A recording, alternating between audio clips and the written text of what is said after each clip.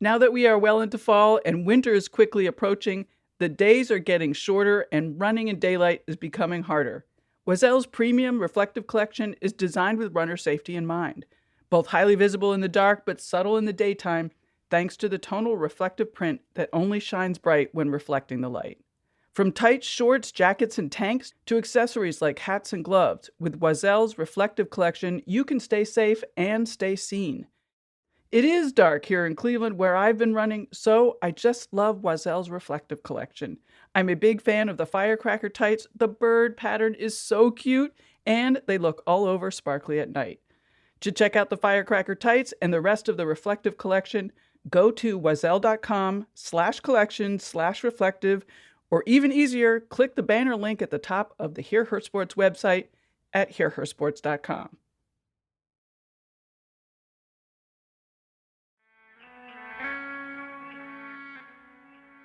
You are listening to Hear Her Sports, a podcast for active, adventurous women who love hearing stories from other active, adventurous women. I am your host, Elizabeth Emery. In every episode, I introduce a female athlete or women in sport through a conversation about who they are and the terrific work they're doing. With me today is wonderful, courageous bike tourist Whitney Washington. I am a total planner, so Whitney's way of figuring things out along the way is totally out of my wheelhouse, but I love it. Not being 100% prepared, and is that even possible, doesn't prevent her from starting an adventure. Whitney asks us and herself to think about what bike touring looks like. Does it need to be done the way most people imagine it? Of course not. Bike touring or any adventure will not be the same for everyone, and it is a-okay to ride across the country and not want to be outside at night when the spiders show up. My mind really opened up in this conversation, so thank you so much, Whitney. But before we get going, a few things. First, the quote Whitney mentions, but couldn't remember fully, is, "Your body is an instrument, not an ornament." And second, she and I recorded at the end of June. She flew from Texas to Alaska on July 4th to start the next adventure. She just finished getting her bike set up and has already started posting on social. Find those links in the show notes. Now, let's meet Whitney and hear from her about adventuring. Whitney Washington is a 31-year-old storyteller and worldwide bike adventurer. In 2021, she rode across the United States. This month, July 2022, she begins a new trip in Anchorage, Alaska. And over the next several months, she'll make her way down towards Argentina. Along the way, Whitney will stop to try new things, expand her adventures, and experience childhood dreams. Throughout all of her adventures, Whitney aims to share the story of why all of our stories matter by learning about herself and the world around her, creating content that represents her outlook, the challenges, and self-exploration. Whitney grew up in a military family and moved around a lot. She discovered adventures with her mother on car trips to explore their new surroundings. She also enjoyed watching action sport films and stories about exploration and envisioning herself within those experiences. But being fat was always the reason why she felt she could never achieve such ambitions. She believed she had to lose weight first. In college, she attended an event for suicide prevention and learned about mental health and suicide-related deaths. She knew she wanted to contribute to addressing the problem. During that time, she stumbled upon video editing, which ignited her imagination and showed her how she could help. She believed her best way of contributing was showing people that their life, story, and dreams mattered. She quickly realized that she needed to show that to herself as well, which led her on this journey of self-understanding. Well, welcome, Whitney. It is fantastic to have you here on the podcast. Thank you. Thank you. Excited to be here. So, I've been wondering how to start because your adventure is so fantastic, but I think one thing that I find interesting about it is it seems like the storytelling aspect of it is as important as the actual adventure aspect of that. Is that true? That is very true, yes. So tell me why the storytelling is so important. Well, I very much believe that our stories and our perspectives are very important. Growing up, I've always been overweight, and as a kid, that was just very curious. I didn't particularly, understand why people, well, especially like my parents. My mother, she's just a very big, exercise type person. But you know, you'd go to gyms and stuff like that, and you just see that people would just be there to kind of be there. And as a kid, I just never particularly liked going to the gym. I never liked it. And over time, I really had to understand, you know, what it was that I wanted for me. And you'd get filled up with a lot of stories of who you should be, who you're supposed to be. And I thought I couldn't do things until I lost weight. But once I started to actually see stories that changed that perspective, that showed that, okay, there are fat people who mountain climb and there are fat people who run marathons, you know, I had to reframe how I looked at myself differently and how I looked at my story. And I think like the more that we have the capacity to reframe the way that we tell stories to ourselves, we can create better lives for ourselves, you know, because we all have different ways of living and doing things. And I just kind of think it's important to, you know, share that so that people know that they're capable of doing so much more. Since you've started telling these stories online and through social media and YouTube and whatnot, have you been introduced to a larger community of people that are like you and have similar mindset? I have. I've found a lot of athletes, uh, fat athletes that they like to be called. And I just find it fascinating because, you know, their mindset of celebrating their body and having joyous movement is amazing to me. You know, it really made me see that, you know, exercising doesn't have to be boring or overwhelming. You know, it can be fun and you can do many things to, you know, make sure you have that movement for your body. I mean, your mental shift was pretty big. So do you remember, how that happened? Um, no, yeah, I remember how it happened. I was making videos for a fitness company here in my hometown in Jacksonville. And that definitely started because of the verbiage that they were using, the idea of celebrating your body and joyous movement. And you know, I never really heard workout people talk about things like that. And they're really like focusing on being outdoors and letting yourself, you know,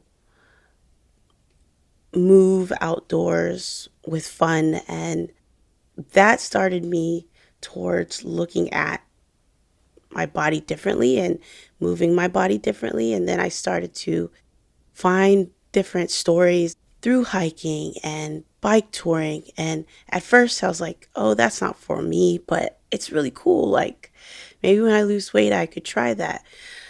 But then I started seeing stories of people who were bigger and they were doing those things. And I was like, huh, maybe I can do that. And so it was just kind of like a ripple effect where I started to just see things differently over time, until one day I was just like, you know, I'm gonna go and try it myself.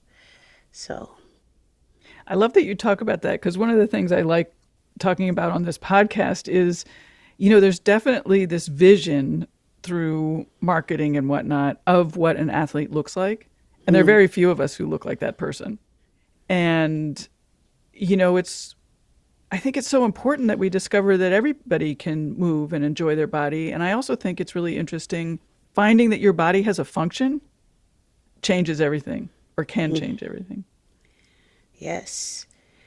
I remember there's a quote that I had came across a few years ago that says, "Your body is not an ornament, it's a," oh, I can't remember, but when I heard that quote, it kind of really changed my perspective of like, Your body has the capacity to give you a whole lot more than just like looking nice, and the more that like you test that and experiment with that, like you have no idea where you could go and what you could do, because when we were in lockdown, I remember getting on TikTok for the first time and I came across this kid who was doing backflips on his scooter.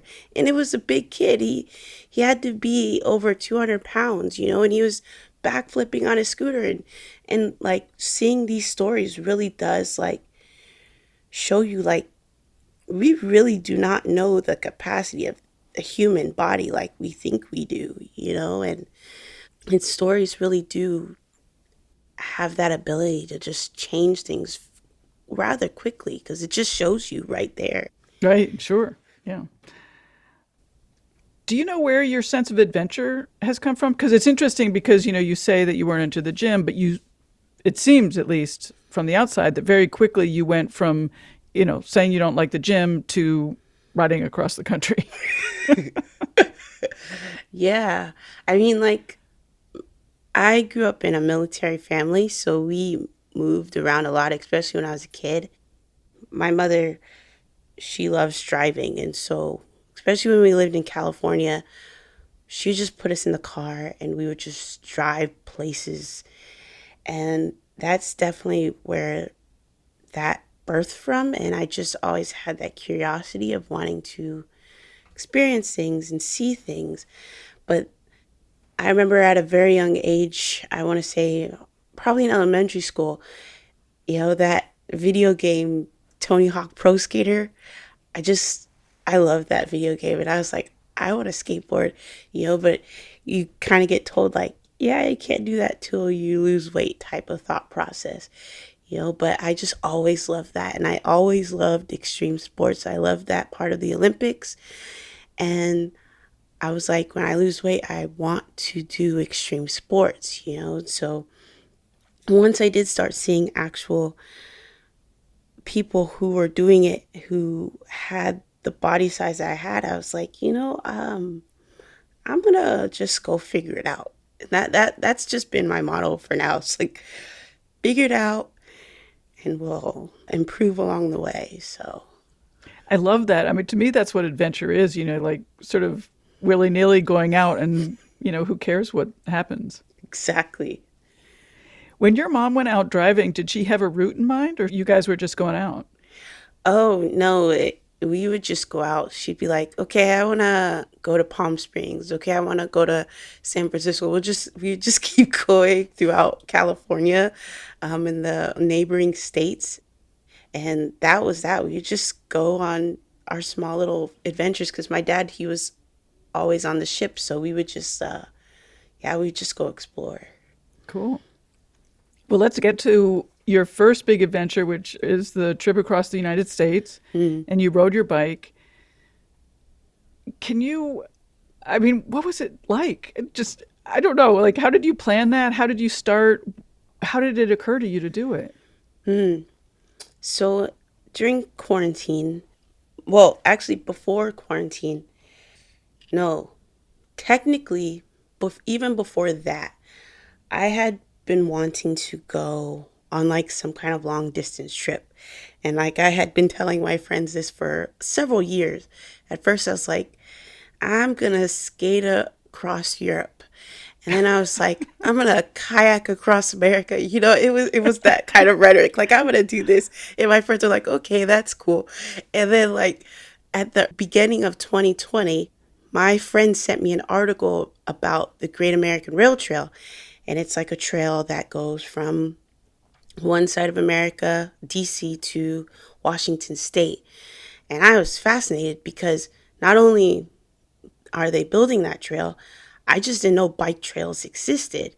Because I knew when I was trying to plan skateboarding across the country, I was like, I don't know if I want to be in the road like that, and so I didn't particularly know bike trails existed. And so when quarantine came about, I started to research that and I started to watching more bike touring videos. There's this bike touring video with Ryan Doozer, and he had brought this guy along that he had met at, I, I think it's a bike thing in Iowa. He had met him, and it was a black guy. And that was one of like the first times I ever saw like a black person or a person of color like out there. And that really kind of also started changing my perspective as well. And he brought him along to the Great Divide. And that guy also made his own videos. And I just found that fascinating because, like, he didn't really have that much experience of bike touring. And you're just like watching his videos, and there's times he was kind of like crying because it was just so hard. And it hit me so hard. And I was like, for some reason in my head, I was like, even though he was going through so much pain, I was like, I want to try that. Like it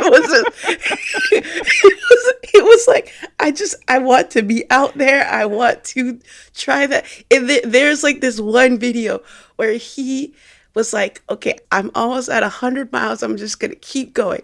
And you see him just struggling along.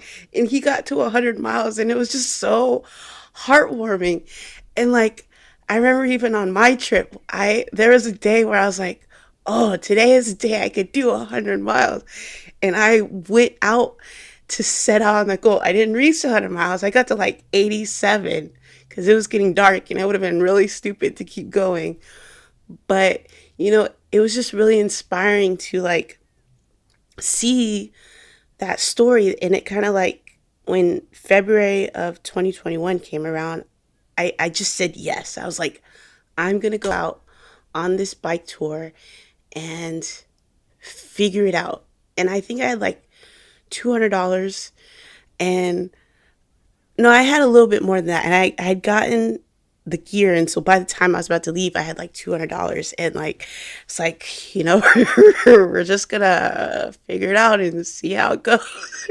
And I, yeah, from there, that was definitely the beginning, the start of how I got to that point for sure. Okay, I have a lot of questions. But first, what was the attraction of this long distance stuff? Because if I'm understanding correctly, you had never done a long distance. So it was sort of this Mm-mm. imaginary thing in a way. Yeah.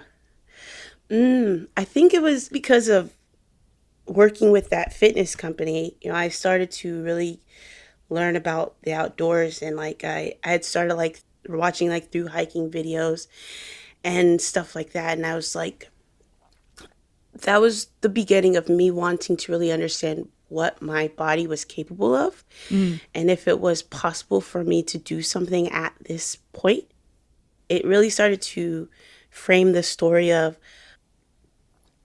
trying to understand me and understand what was true, if I could actually do the things that I want to do right now with my body.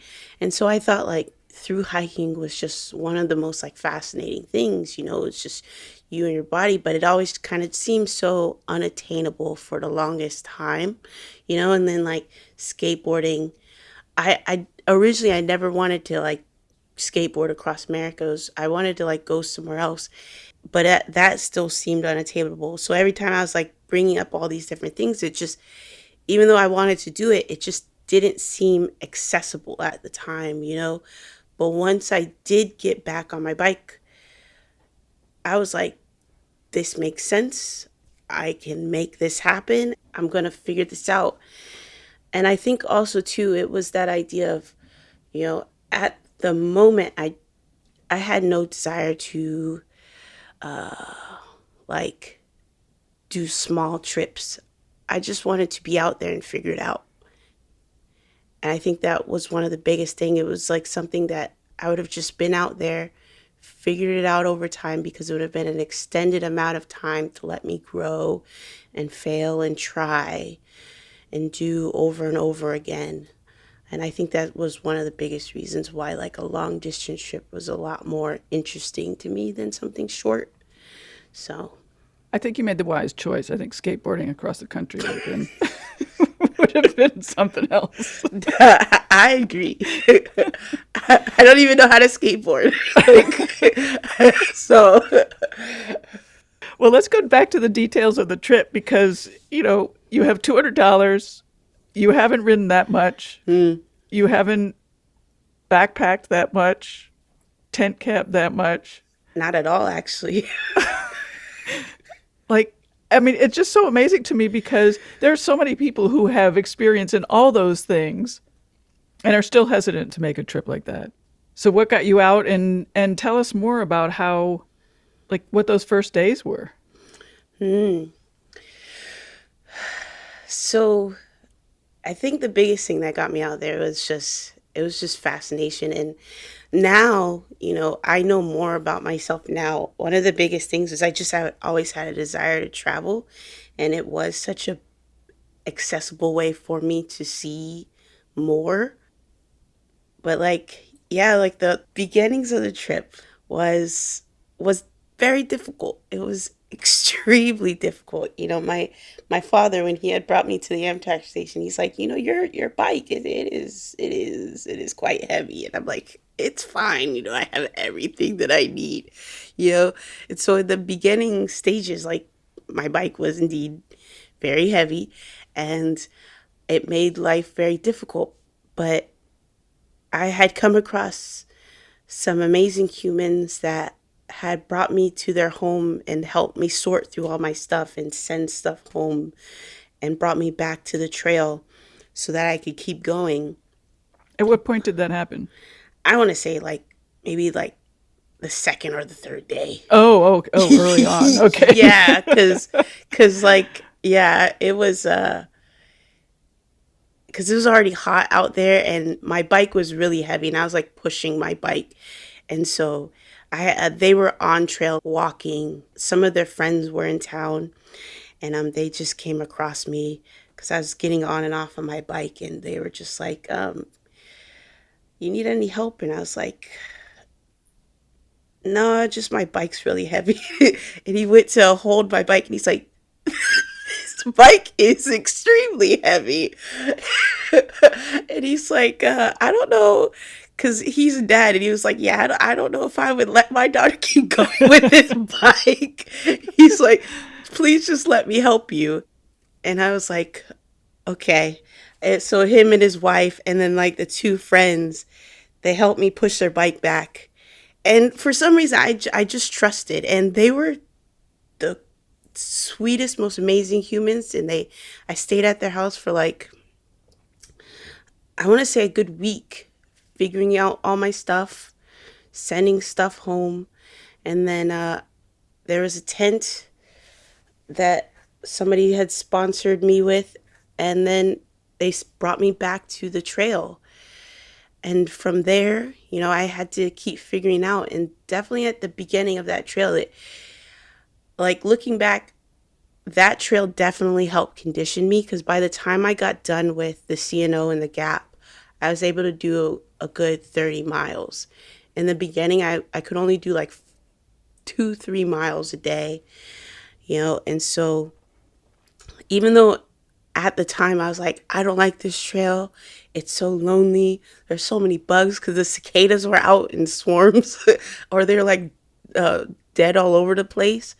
And I was like, I don't want to be out here. I was complaining all along the way. But that trail was actually a fantastic trail for a beginner, because it had campsites all along the trail, at least like every 5 miles pretty much. And it had water and all of that stuff. And then like it had the different stop offs where you can go into town and stuff. And I grew a lot in the beginning. And so after that, once I started getting into Ohio and stuff like that, I was able to kind of make my own decisions. So yeah, that beginning part, it was difficult. It was extremely hard, but it helped me continue for like the more daunting parts along the way. So, What did you send home? I sent home. I had a lot of ridiculous stuff. So like one of the things that I had was like a camping toilet.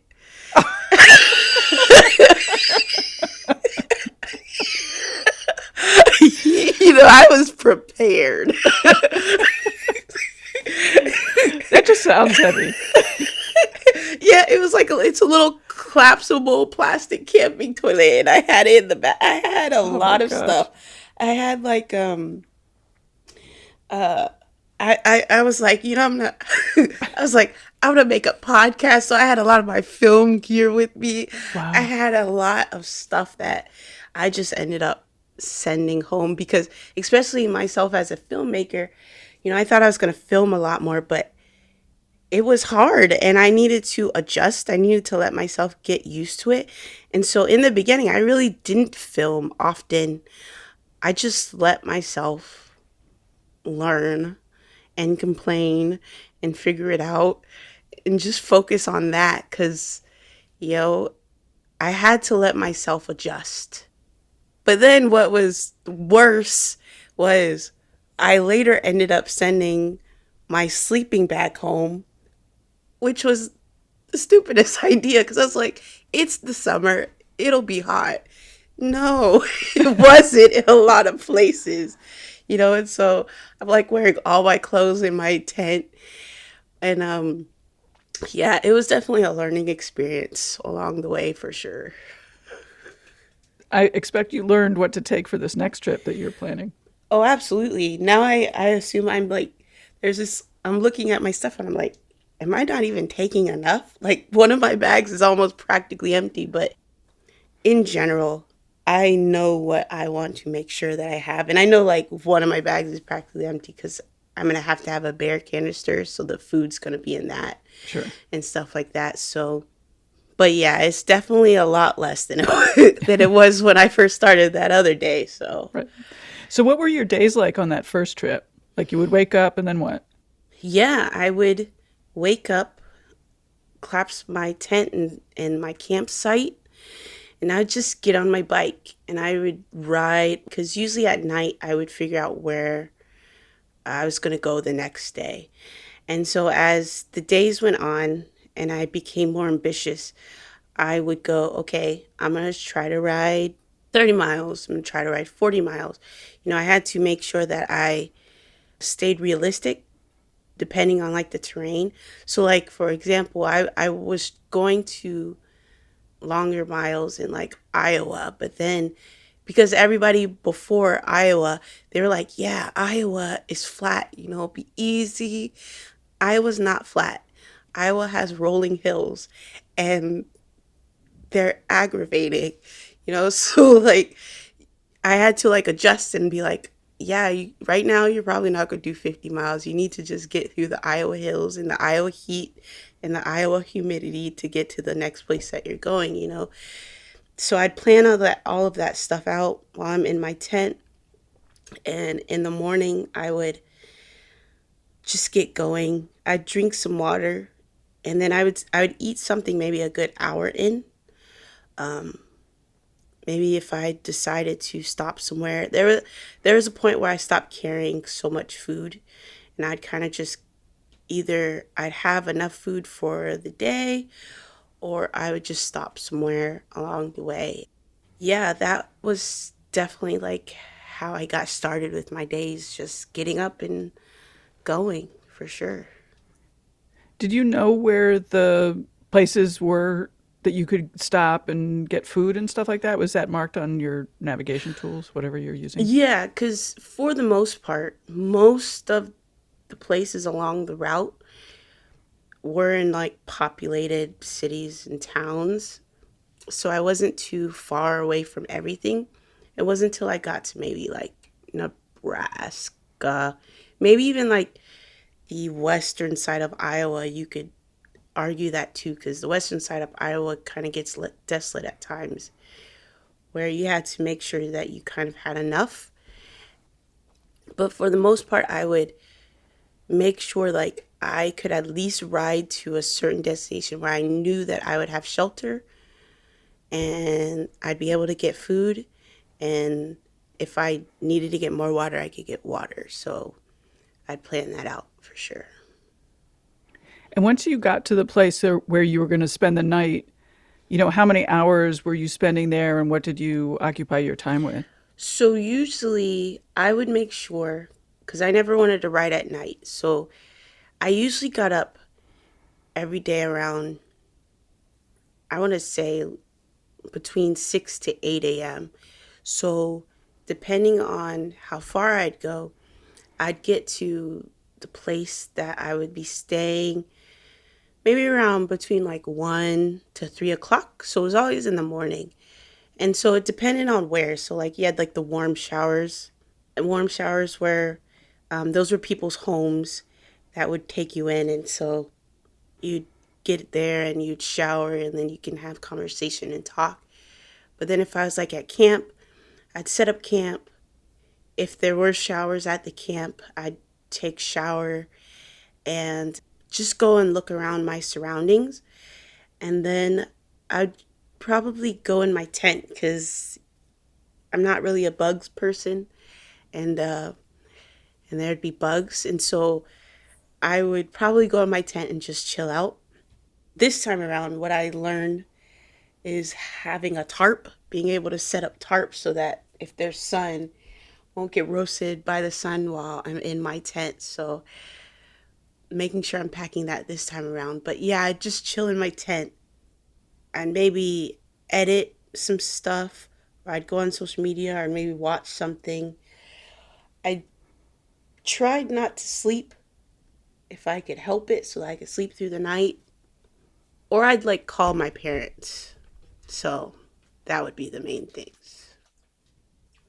And were you cooking or were you buying sort of ready to eat meals? At times I would cook, but I feel like my more so bought ready to eat meals just to, because I just hadn't really adjusted, and I just wasn't very interested in being outside with the bugs during during the summer. I just wasn't. And like one of the biggest things too is like there are some big spiders along that route, and I was just like, yeah, you just stay out there. And so I was I never really sat outside often just to like eat food. If I was like outside and I was talking to people that were like at camp, that's cool. But for the most part, I was yeah, I'd probably eat something that I already had ready, and then I would get everything packed up and then get in my tent. Yeah. So you're traveling solo and the trip took roughly 3 months. What was it like to be solo for that long? So in the beginning, it was very difficult. Like I'm a person that likes my alone time, but I think like because it felt so hard in the beginning, I was it kind of felt so overwhelming and I felt really lonely, like that loneliness was consuming me. But as time went on and as I was able to adjust, like I was good. It was cuz I think it was so much easier just to connect with people. I could really make my own rules and set my own how far I wanted to go. Especially I was really slow at times, but then there was times where like meet other bikers along the way, and like they would ride with me, for a day or two. And that happened several times. Like I had a friend that I had met in Pittsburgh, and she ended up driving to Iowa, and she had biked with me to Nebraska and stuff like that. And Wow, so like cool. you just get to meet people along the way, and you I think having that flexibility just makes it more interesting and spontaneous. So I just had to adjust to it in the beginning because it does kind of Yeah, feels weird, but it's not that bad. It's pretty good. yeah. I like to be alone, but sometimes it's like, oh my God, I've had enough of you. You're boring me. Exactly. Exactly. So you have another trip coming up, and I understand you're leaving next month. So soon. Actually, I'm leaving very soon. Yeah, I'm leaving very Cool. soon. I am going to be starting in Alaska and I'm heading down towards Argentina.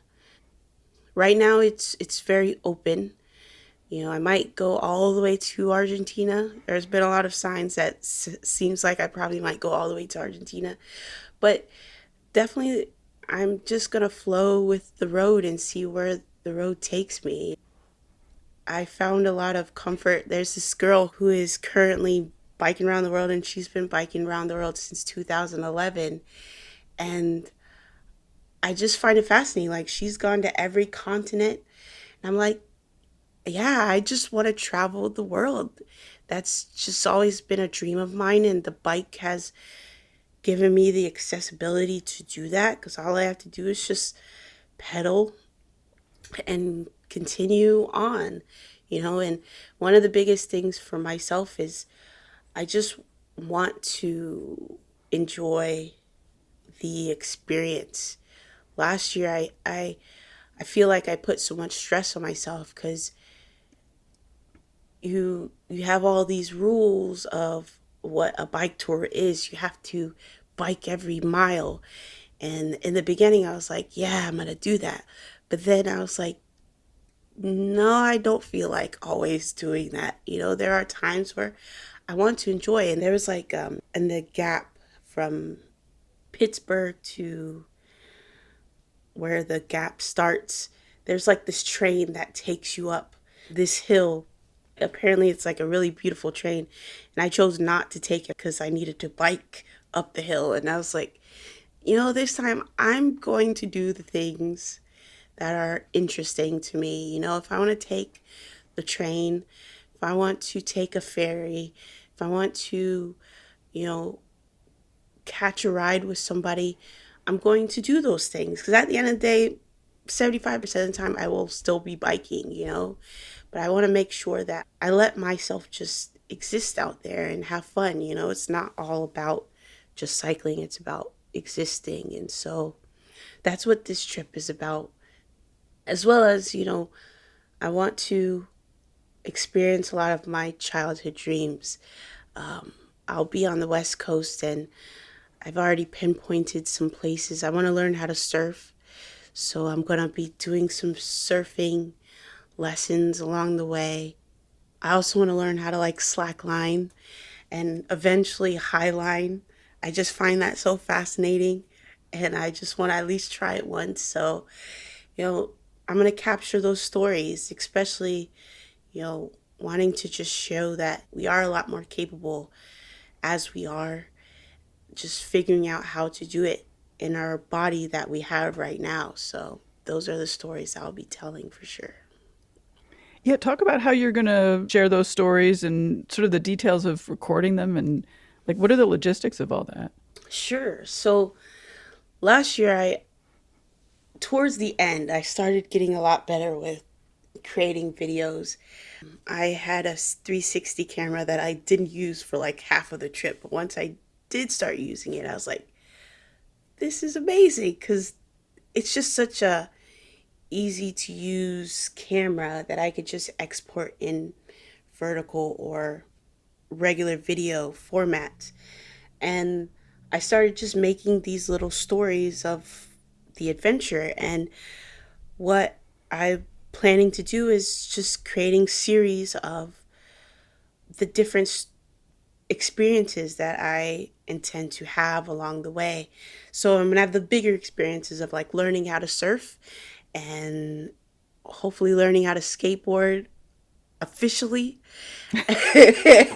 But I also want to have like the small experiences, you know, learning how to wild camp. But yeah, I was terrified of even attempting to wild camp the first time, you know. But like I said, I came across this girl and her YouTube channel, and I also came across another girl who had just started her biking trip through Europe, and she did like a whole video series of her wild camping for the first time, and it scared her as well. But you know, letting yourself try and understanding how to do it respectfully and the best ways to do it. You can find like beautiful places to set up, and that's just off the beaten path. And as a kid who used Tumblr, I want to create like those photos that represent me in those spaces with the beautiful sceneries outside of the tent opening up with the zipper, or just walking outside and having the beautiful backgrounds. And I intend to capture those moments and just creating that representation that isn't always seen in those environments. And so I'm telling those two different stories, just showing the experiences, and then basically capturing these different moments that I personally just always wanted to experience, like safely learning how to build a fire and the wild camping, etc., etc. So those are like the stories that I'll tell. Well, your videos are lovely. They're really lovely. Thank you. And so, not to be an old person, but how are you going to edit on the road? Are you going to be doing it all on your phone? Yeah, I've been practicing and working on my phone, and I found a great editor, phone editor, on my phone app rather. And yeah, like the video that I had just put out there that really kind of introduced this new bike trip, that was completely edited on my phone. And I've gotten great at that. So I think over time I do plan to try to get an iPad so it can be a little bit bigger. But yeah, phone editing, I'm going to get a few hard drives and just keep at that for sure. Like one of my dreams is I want to create a web series. And so eventually on YouTube, I am going to try to figure out how to make longer form videos that will be like 15 to 20 minutes. Once I figure out how I will do that format, that will definitely come onto the YouTube channel. But for now, these shorter videos, they are quite efficient for me to make. And as I really go along and understand my voice and understand the story that I want to share, I'll just be putting those out as I go along, and just making sure that people are up to date, especially because they just want to make sure that I'm safe and doing well. Live. Exactly. I'm so glad you mentioned representation. It is so important that we are able to see stories. I mean, I think about when I was a kid, I would have loved to have sort of met through social media. I'm not really a big fan of social media, but met through social media people that were like me. I think it's awesome. I mean, I know you see you're not a big fan of social media. I feel like social media isn't really getting the justice it deserves, because it does. I feel like I've heard somebody refer it to like a rocket ship, and we haven't really seen the full capabilities of what beautiful things it has the capacity to do. But in general, it really does give us perspectives of seeing different sides of ourselves and other people and the world that we never really had the ability to see until social media came along. Yeah, you have a lot of people that wear their masks and only show certain parts of themselves, but I feel like we're getting into a space where there are a lot more people who are showing more authentic parts of themselves. And and I think stories and people are an amazing way to see ourselves and help us grow and heal as people, because we can see like, oh yeah, that is a very interesting way of looking at things. And for me at least, like I definitely think like social media has helped me heal and grow a whole lot more than anything that is around me, because those stories of people who are brave enough to put them out there have helped so much. What have you learned from the first trip that you're taking into this second trip? I think the biggest one was just do you. I think I was just so worried about not doing things right the first time, like not going on, not doing all of the miles, not, um, I mean, even like the part where I was like trying to like always eat healthy and stuff like that. There was points where I was just not eating at all because I was like not, I couldn't particularly find the foods that I needed, and I had to let myself like exist and have fun. And I think I stressed myself out so much on that trip because I felt like I wasn't doing things right. And so like when I got home and I really like settled and let myself really see the magnitude of what I did, I was like, you did so well. You did so well, and you kind of get so hard on yourself because you're always like looking at the things that you think that people will think that you're doing wrong. And it's like I had to learn how to just focus on what it is that I wanted to do so that I could have fun and not stress, because stressing really made it unenjoyable at times. And trying to follow certain rules and not doing certain things made it unenjoyable. And so this trip, it's all going to be about what I want to do. And I'm not going to be a bike tour that only does the miles. I want to have fun and exist and do what it is that's interesting to me. So, yeah, that was the biggest thing. Do you mind if I ask you about funding? How are you funding your trip and making it from the beginning to the end? Yeah, so last year, so like I had mentioned earlier, I originally had like $200 before I was going to leave. And there's this person who was on the Appalachian Trail. They were already on the Appalachian Trail and they wanted to have videos edited for their YouTube channel. So I had reached out and I was going to hopefully try to edit while I was out there to make some money. And when I was talking to them, they had connected me with their manager, and their manager found my story fascinating. And she was like, how about I do an interview with you, start a GoFundMe, and people will definitely donate. And at first I was kind of skeptical because I didn't think people would care that much. At that time, I was very depressed. It was definitely something that I wanted to do. Like I needed a change. And so I didn't particularly think people would care, but she was just very adamant. She's like, start a GoFundMe, it'll be fine, and we'll do an interview together before you leave.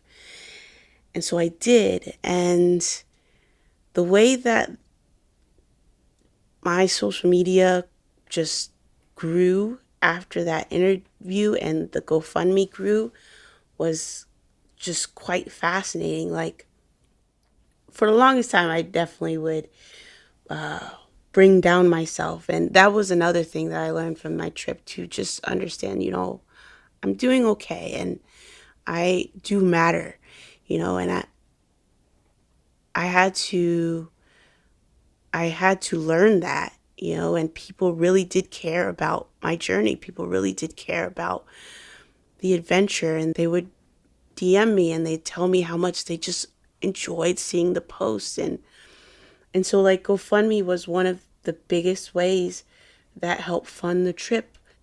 Somebody had mentioned just be a content creator, the more that you create, people will care because people will value that. And I was like, okay, then I will keep trying, and so that's what I did. And so with this trip, that's why I wanted to expand it and really get back into that idea of like focusing on stories, because for the longest time I didn't believe in my story, and I really wanted to start to believe in me, and I was like, this is a really great time to just explore and understand myself and understand the dreams that I had. And because people will definitely resonate with that. And so I did. I extended the same GoFundMe that I had from last year, and then opened the Patreon for people who wanted to do it monthly.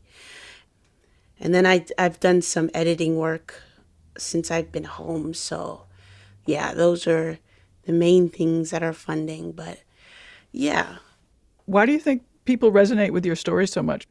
I think one of the biggest things is a lot of people just didn't realize, I guess, like it was possible.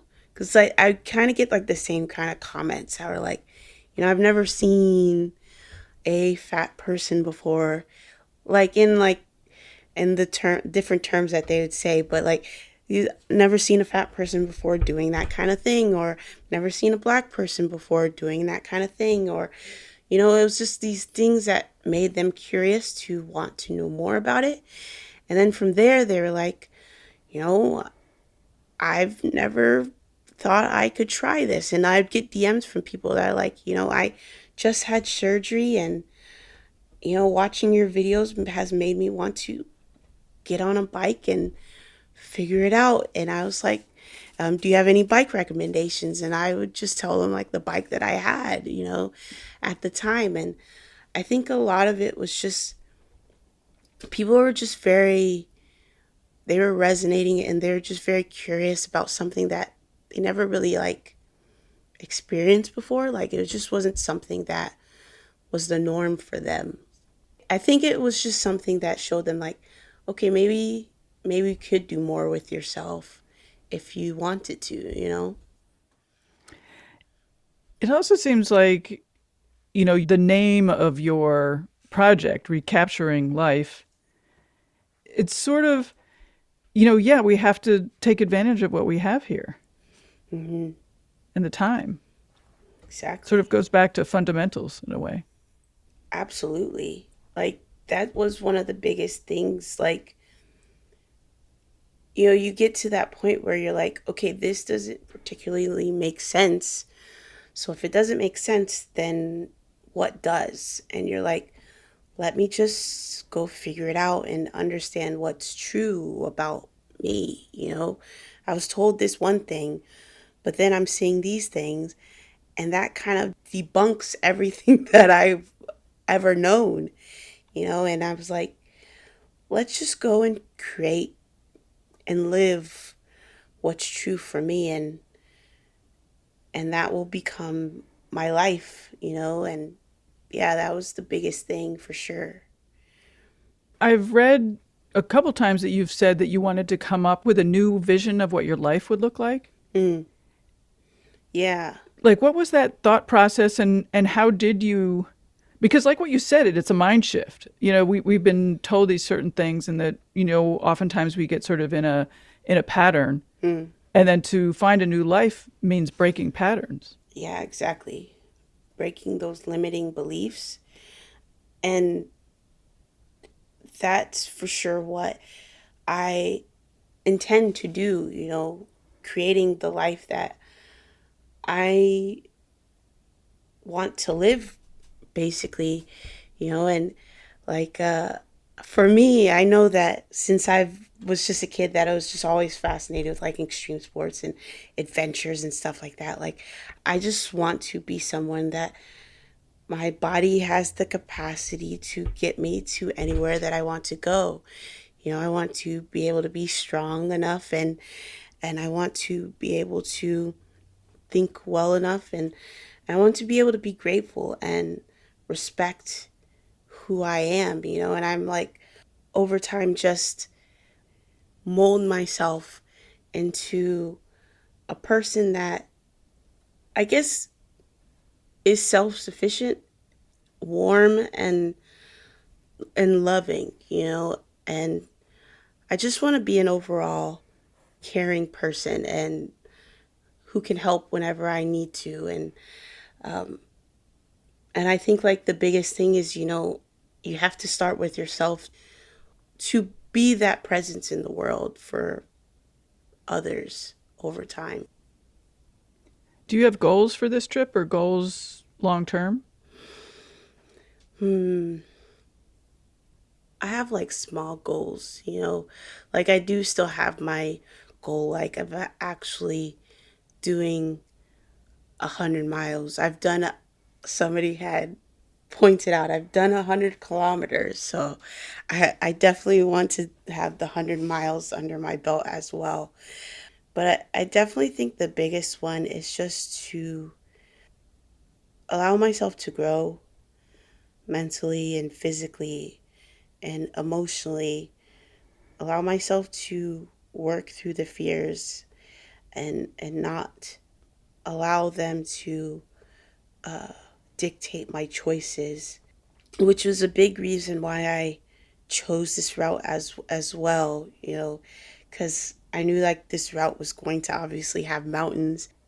Last year, hills and mountains were just so daunting to me. I was like, you know, I'm not particularly capable of doing those things, or this is hard type of thought process, but I was able to do that, and you know, and I think I want to continue that process of helping myself understand like you are very much capable of doing hard things and you are very much deserving of having things come easy, you know, and so I set this up to be something that is a very beautiful and growing adventure so that I could grow into the person that I'm looking to be for sure.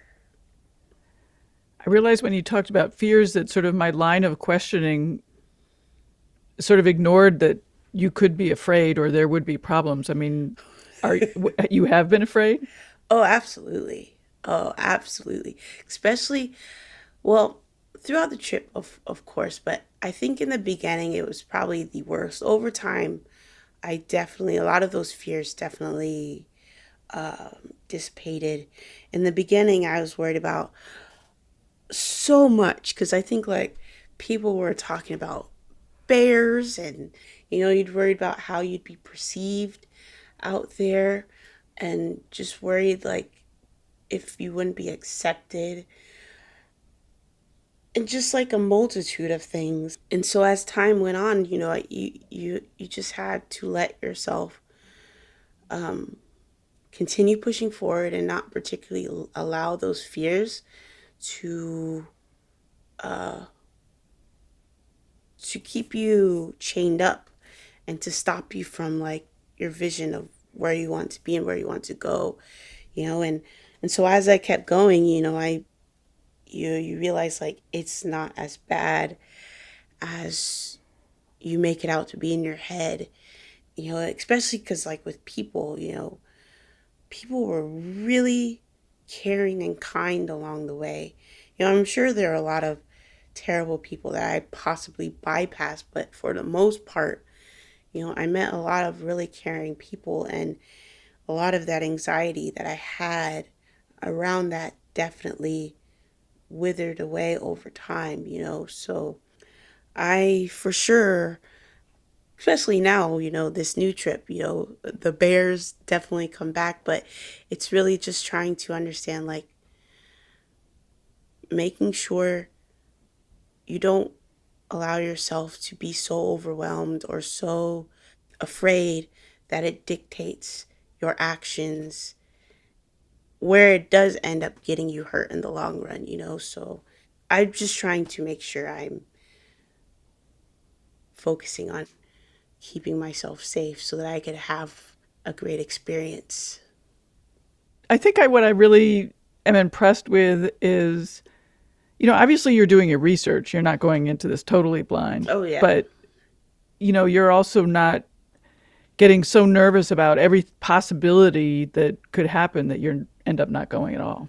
Yeah. Yeah, that's definitely a thing. You know, I mean, I think one of the biggest things that I learned is you can definitely figure things out over time, especially if you know enough, you know, and I make sure that I know enough of what I need to know so that going out there, I have what I need to be safe, to be helped if need be, you know. Like, I mean, like, even like the idea of like training, in the beginning, I was worried, I'm like, oh, I have to go up mountains and stuff. But I'm like, I know enough that I will be fine. I got on my bike and I'm still able to ride good 10, 20 miles. I make sure of these things so that if I need to only go so far a day, that's what I'll do, because I have the time to do such things. And that definitely been one of the biggest things for me. It's just making sure I know what I need to know so that the rest can flow, honestly. Well, that's a great place to stop. Thanks so much. This has been awesome. I'm so excited to follow you and watch your videos. They really are lovely. They really are. Thank you. And that wraps up another great show. Safe travels to Whitney. Follow her trip through social. Her links are in the show notes at hearhersports.com. Following female athletes does have an impact, and a great place to start is with all my guests on Hear Her Sports. Keep tuning in to every episode of Hear Her Sports, you being here, enjoying the conversation, and spreading the word about the incredible women on the show make everything I'm doing absolutely worthwhile. There are ways to keep the conversation going. Hear Her Sports is on social with the handle Hear Her Sports. You can send me an email to elizabeth@hearhersports.com. I always love hearing from you and do respond. We're now on Buy Me a Coffee, where you can, buy me a coffee. And that is at buymeacoffee.com/hearher. Thanks so much. And until next time, bye-bye.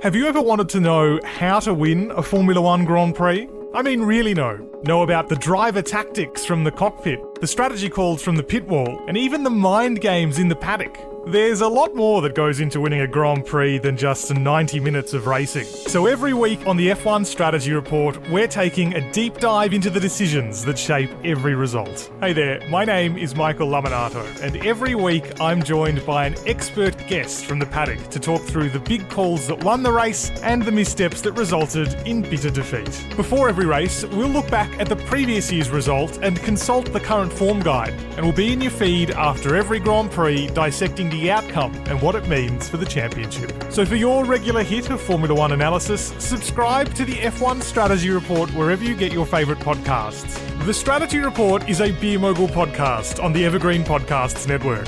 My name's Michael Laminato, and I'll catch you after the checkered flag.